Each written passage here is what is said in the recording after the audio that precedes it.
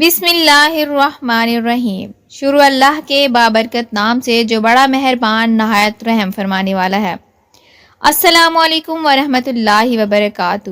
Eagle کی آواز کے معزز اور پیارے ناظرین، نحمدہ ونصلی علی رسولہ الکریم، اما بعد۔ شب برات کی حقیقت کیا ہے؟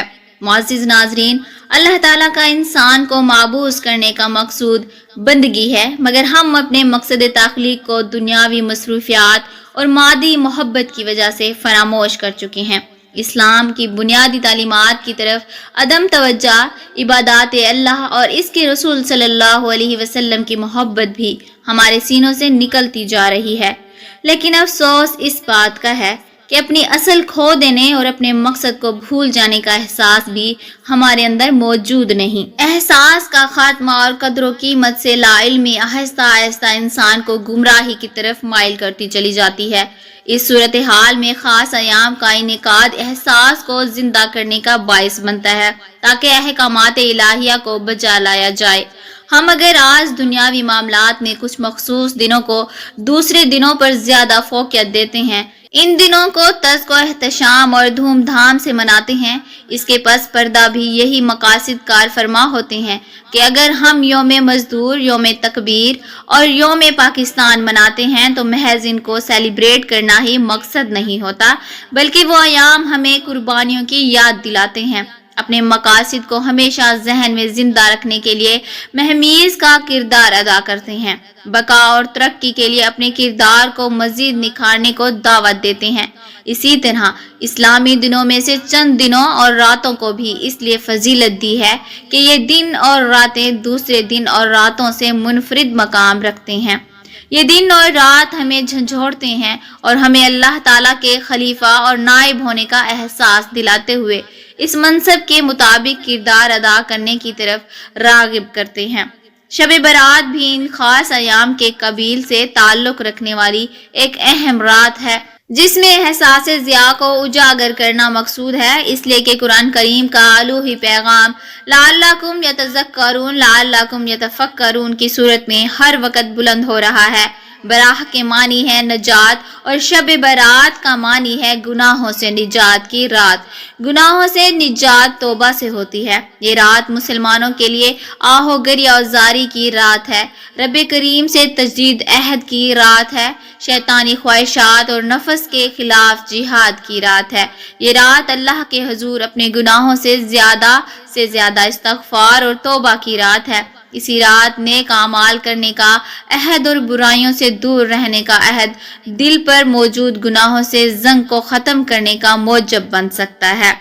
اللہ رب العزت نے ارشاد فرمایا، حامیم والکتاب المبین انا انزلناہ فی لیلۃ مبارکۃ انا کنا منذرین فیہا یفرق کل امر حکیم۔ حامیم کے حقیقی معنی اللہ اور رسول صلی اللہ علیہ وسلم ہی بہتر جانتے ہیں۔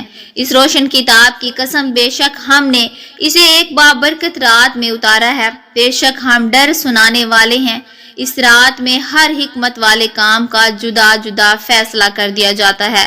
ابو قاسم زمخشری رحمۃ اللہ علیہ فرماتے ہیں کہ نصف شعبان کی رات کے 4 نام ہیں: لیلۃ المبارکہ، لیلۃ البرات، لیلۃ السک، لیلۃ الرحمت۔ اور کہا گیا ہے کہ اس کو شب برات اور شب سک اس لیے کہتے ہیں کہ بندار یعنی وہ شخص کہ جس کے ہاتھ میں وہ پیمانہ ہو کہ جس سے زمیوں سے پورا خراج لے کے ان کے لیے برات لکھ دیتا ہے، اسی طرح اللہ تعالیٰ اس رات کو اپنے بندوں کے لیے بخشش کا پروانہ لکھ دیتا ہے۔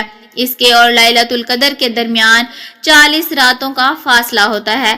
یہ بھی قول ایک ہے کہ یہ رات 5 خصوصیتوں کی حامل ہوتی ہے۔ اس میں ہر کام کا فیصلہ ہوتا ہے، اس میں عبادت کرنے کی فضیلت ہے، اس میں رحمت کا نزول ہوتا ہے، اس میں شفاعت کا اتمام ہوتا ہے، اور 5ویں خصوصیت یہ ہے کہ اللہ تعالیٰ کی اس رات میں یہ عادت کریمہ ہے کہ اس میں آب زمزم میں ظاہراً زیادتی فرماتا ہے۔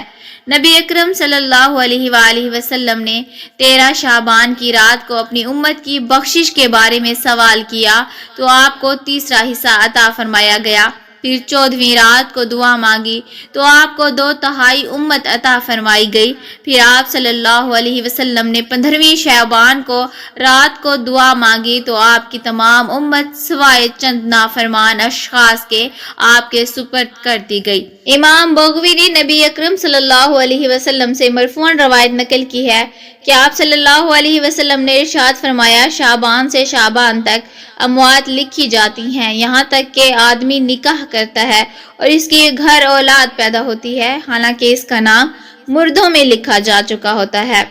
تفسیر ابن ابی حاتم، امام ابن ابی حاتم نے حضرت ابن عمر رضی اللہ عنہما سے اللہ تعالیٰ کے اس قول فیہا یفرق کل امر حکیم کے تحت روایت کی ہے۔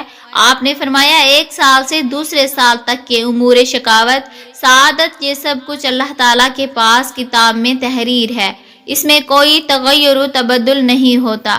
امام جلال الدین سیوطی تفسیر در منشور میں لکھتے ہیں کہ خطیب بغدادی اور ابن نجار نے حضرت عائشہ رضی اللہ تعالیٰ عنہا سے روایت کی ہے کہ رسول اللہ صلی اللہ علیہ وسلم تمام شعبان کے روزے رکھ کر اس کو رمضان کے ساتھ ملا دیتے تھے، اور آپ کسی بھی ماہ کے تمام دنوں کے روزے نہ رکھتے تھے سوائے شعبان کے۔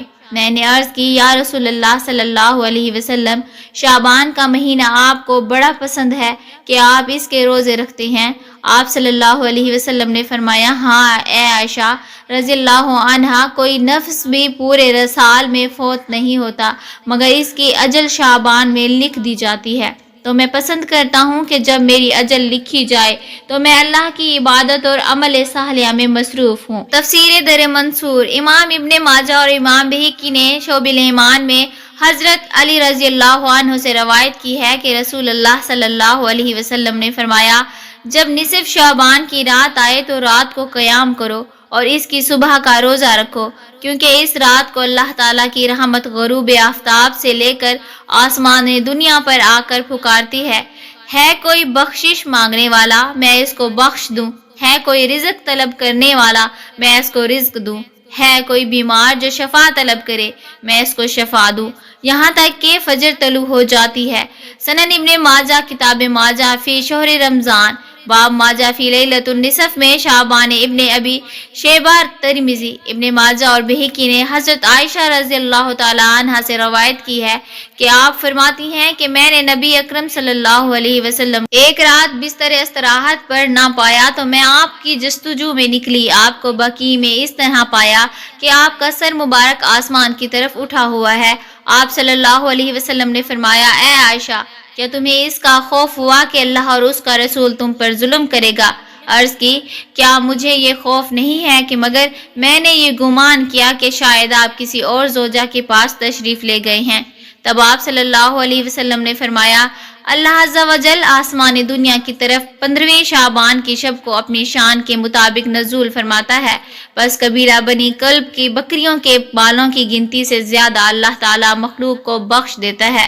حضرت ابو بکر صدیق رضی اللہ تعالیٰ عنہ سے روایت ہے کہ رسول اللہ صلی اللہ علیہ وسلم نے ارشاد فرمایا، نصف شعبان کی رات رحمت خداوندی آسمان دنیا پر نازل ہوتی ہے، بس ہر شخص کو بخش دیا جاتا ہے سوائے مشرک شخص کے یا جس کے دل میں کینہ ہو۔ امام بہقی نے حضرت عائشہ رضی اللہ تعالیٰ عنہا سے روایت کی ہے کہ رسول اللہ صلی اللہ علیہ وسلم نے رات کو اٹھ کر نماز پڑھی اور بہت طویل سجدہ کیا، حتیٰ کہ مجھے گمان ہوا کہ آپ کا انتقال ہو گیا ہے۔ میں اٹھی اور آپ کے پائے اقدس کا انگوٹھا ہلایا، وہ ہلا تو پھر میں لوٹ آئی۔ جب آپ نے سجدے سے سر اٹھایا اور نماز تمام کی تو فرمایا، اے عائشہ، اے حمیرہ، کیا تم کو یہ گمان ہو گیا کہ نبی صلی اللہ علیہ وسلم نے تم سے زیادتی کی ہے؟ عرض کیا، نہیں، خدا کی قسم یا رسول اللہ صلی اللہ علیہ وسلم، لیکن آپ کے طویل سجدہ نے مجھے وفات کے خوف میں مبتلا کر دیا تھا۔ فرمایا، کیا تم جانتی ہو کہ یہ کون سی رات ہے؟ عرض کیا، اللہ اور اس کا رسول زیادہ جانتا ہے۔ فرمایا، 15ویں شعبان کی رات ہے، بے شک اللہ تعالیٰ اس رات میں اپنے بندوں پر ظہور فرماتا ہے تو توبہ کرنے والوں کی توبہ قبول فرماتا ہے اور رحم چاہنے والوں پر رحم فرماتا ہے اور کینہ پروروں کو جیسے وہ تھے اسی پر رکھتا ہے۔ شب الایمان درج بالا تمام اقتصابات اور احادیث مبارکہ سے عیاں ہوتا ہے کہ شب برات بھٹکے ہوئے اور سرکش لوگوں کے لیے ایک دستک ہے جو آخرت کی زندگی کو بھول کر دنیاوی زندگی کے گورہک دھندوں میں بری طرح پھنسے ہوئے ہیں۔ یہ رات ان کے لیے اپنے رب کی طرف بلاوا اور اسے منانے کی رات ہے۔ جب کوئی شخص کما حقہ ہو اس رات کو اللہ اور اس کے رسول صلی اللہ علیہ وسلم کی یاد میں بسر کرتا ہے، تسبیح و تحلیل کرتا ہے، درود و سلام کے گجرے پیش کرتا ہے، گناہوں سے معمور دامن ذکر الہی سے صاف کرتا ہے، تو یہ رات اس کے لیے بہت سے انعام و اکرام لاتی ہے۔ تقدیر بدل جاتی ہے، زندگی کے حالات بدل جاتے ہیں۔ یہ سب کچھ اس ایک عظیم رات کو اس میں کار فرما روح کے مطابق گزارنے کی ہی بدولت ممکن ہے۔ قرآن پاک میں ہے یمحو اللہ ما یشاء ویثبت وعندہ ام الکتاب، جسے لکھے ہوئے کو چاہتا ہے مٹا دیتا ہے اور جسے چاہتا ہے ثابت فرما دیتا ہے، اور اسی کے پاس اصل کتاب لوح محفوظ ہے۔ شب برات ہمارے حوال کو بدل دیتی ہے۔ اگر انسان احسن طور پر اس کے لوازمات پورے کرے تو یہ رات گناہوں کے ختم کرنے میں اہم کردار ادا کرتی ہے۔ اگر اس رات اپنے رب کے حضور ندامت و اشک کے آنسو بہائے اور نالہ و فریاد کرے، اپنے صغائر و کبائر گناہوں کے لیے معافی کا خواستگار بنے، تو اس وقت بدحالی خوشحالی اور تنگی آسانی میں بدل جاتی ہے۔ بنی اسرائیل کے ایک بے حد گنہگار شخص نے صرف توبہ کا ارادہ کیا، ابھی مکمل طور پر توبہ نہ کی، مگر نیت واردہ کے سبب تقدیر بدل دی گئی اور جنت میں پہنچایا گیا۔ اگر آج حضور صلی اللہ علیہ وسلم کی افضل امت کا ایک گنہگار اور سرکش شخص توبہ کرے تو کیا اس کی تقدیر نہیں بدل سکتی؟ بالخصوص شب برات کا تو اور افضل مقام ہے، جہاں حضور صلی اللہ علیہ وسلم کے ارشاد گرامی کی روح سے اپنے رب سے گناہوں کی معافی مانگنا اور آہوزاری کر کے اپنے رب سے آئندہ گناہوں سے سچی توبہ کرنا ہے۔ شب برات ہمیں اس عمل کی طرف دعوت دے رہی ہے کہ اس رات محاسبہ نفس، توبہ، تجدید عہد کے ذریعے دنیاوی اور آخروی فلاح کا سامان تیار کریں۔ شب برات کا دوسرے دنوں اور راتوں سے موازنہ کیا جائے تو شب برات دوسری شب اور روزے سے بالکل مختلف ہے۔ عید الفطر اور عید الاضحیٰ اللہ تعالیٰ کی طرف سے احکامات کی بجا آوری کا صلہ ہے۔ اس میں انسان کو رمضان المبارک کے روزوں کی ادائیگی کے عوض عید الفطر کی خوشی عطا ہوتی ہے۔ عیدین کا تعلق ہمارے باہمی معاملات سے ہے، احکامات کی بجا آوری کا صلہ اور انعام ہے۔ اگر ہماری روزمرہ زندگی کا جائزہ لیا جائے تو ہمیں یہ احساس پیدا ہونا چاہیے اور عبرت حاصل کرنی چاہیے کہ ہم آئے روز اپنے بہت سے عزیز و اقارب اور دوست احباب کو بالکل نفس ذائق الموت کے ارشاد کے مطابق اپنے سے رخصت کرتے ہیں۔ ان کا رخصت ہونا اصل میں ہمارے لیے دعوت فکر ہے کہ ہم نے اپنے لیے کیا سامان تیار کر رکھا ہے۔ شب برات دنیا و آخرت کے سنوارنے کے لیے ایک فکر کا نام ہے۔ یہ اللہ تعالیٰ اور اس کے رسول اکرم صلی اللہ علیہ وسلم سے دوری کو ختم کر کے قربت کی طرف ایک الارم ہے۔ یہ حب الہی اور محبت رسول صلی اللہ علیہ وسلم کی طرف ایک دعوت ہے، جس پر عمل پیرا ہو کر انسان دنیا اور آخرت سنوار سکتا ہے۔ شب برات ہمارے لیے ایک الٹیمیٹم ہے کہ اس رات اللہ کی یاد میں اشکبار ہوں۔ یہ رات اللہ کے فیوزات کا بحر بے کناں ہے کہ جس میں غوطہ زن ہو کر اپنے من کو سیراب کیا جا سکے، لیکن آج کے دور میں ہم اس کے برعکس اس رات کو پٹاخوں اور آتش بازی جیسے کاموں کی نظر کر دیتے ہیں۔ شب برات اللہ کی نافرمانی اور اسلام کے اصولوں سے عاری لوگوں کے خلاف ایک نکارہ ہے، جس میں باور کروایا جا رہا ہے کہ یہ یاس اور قنوطیت تمہارے کیے ہوئے اعمال کی بنا پر ہے۔ اس رات کے اپنے اعمال کی اصلاح کی طرف ترغیب دی جا رہی ہے۔ اللہ تعالیٰ آپ کو شعبان کے اس بابرکت مہینے میں ڈھیروں برکتیں عطا فرمائے اور اس کی رضا کے حصول میں آپ کی کوششوں کو کئی گنا زیادہ اجر عطا فرمائے۔ آمین یا رب العالمین۔ اس ویڈیو کو اپنے پیاروں کے ساتھ شیئر کرنا یاد رکھیں اور دوسروں کو بھی فائدہ پہنچانے کے لیے علم کی روشنی پھیلائیں۔ اور اگر ابھی تک آپ نے ہمارے اسلامی اور اصلاحی چینل ایگل کی آواز کو سبسکرائب نہیں کیا تو سبسکرائب کر لیں۔ جزاک اللہ خیرہ۔ دعا ہے جہاں رہیں خوش رہیں۔ ملتے ہیں انشاءاللہ نیکسٹ ویڈیو میں۔ السلام علیکم۔